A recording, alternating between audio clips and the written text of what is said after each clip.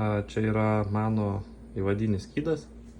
Čia būtent automatukas, kuris nueina į stotelės.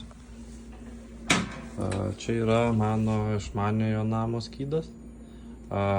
Loxon serveris, kuris atlieka visą matematiką ir kai P1 atsiunčia duomenis, paskaičiuoja, kiek tam tos galios reikia, galima tai ir atiduoti stotelėm.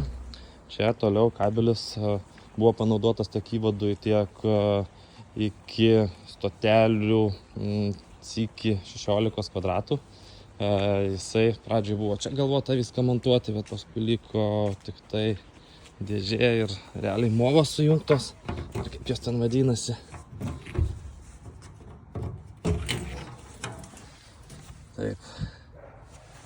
Čia yra sujungtas būtent tas 16 kvadratų kabelis ir čia yra gofros, kurios ateina ir išeina.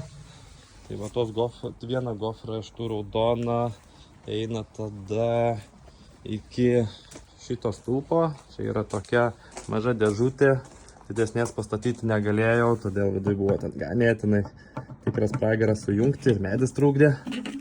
Tai čia atrodo gal ir ne perfect, bet anyway viskas veikia.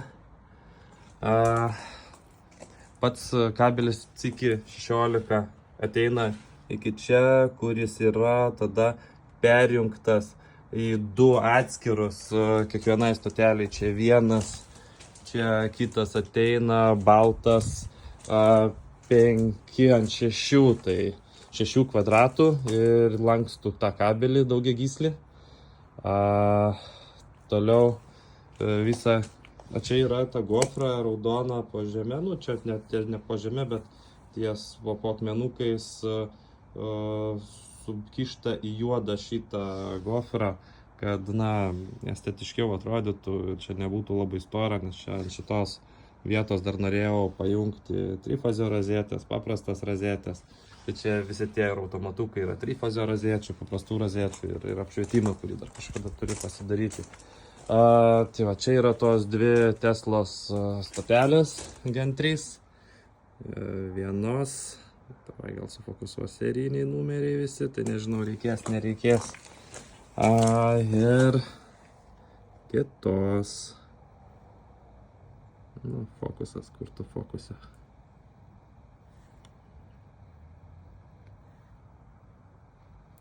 Fokusas yra.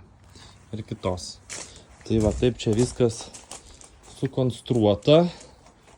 O pats išmaniojo tas dinaminis valdymas, kaip minėjau, yra, tuoj gal parodysiu, elektros skydė vadiniam, kuris yra va ten ant to stulpo. Jis čia yra ant to stulpo. Čia ir mano Wi-Fi'us, žodžiu, mato tą P1 priedą ir jisai iš jo ima nuolatinių realių laikų duomenis. Tada Loxono serveris juos supranta ir paskaičiuoja, kiek tos galios galime duoti stotelėms. Stotelė viena yra pajungta kaip masteris, tai va, šita yra masteris, o šita pajungta kaip sleivas. Tai realiai visa informacija perduodama šitai stoteliai, kiek jinai ką gali krauti, o kita stotelė veikia kaip sleivas, minėjau, ir tiesiog jau nuo šitos pačios stotelės dalinasi. Jeigu, tarkim, kraunu vieną mašiną, tai tada krauna tik šita maksimaliai, kiek ten jau gali naudoti, tai krauna vieną.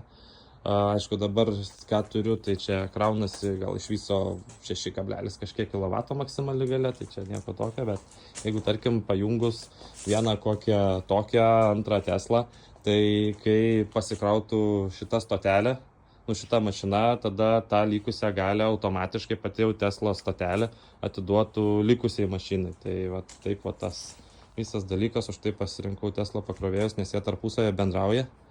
Ir kažkaip viskas ganėtinai paprastai konfigūruojasi. Aišku, su Home Assistantu būčiau daręs, gal būtų buvę visas tas aprašymas paprasčiau, nes ten Loxonas biški toksai labiau mėgsta savo visą įrangą naudoti, negu kad iš trečiųjų šalių, bet vargais negalais pasidarė.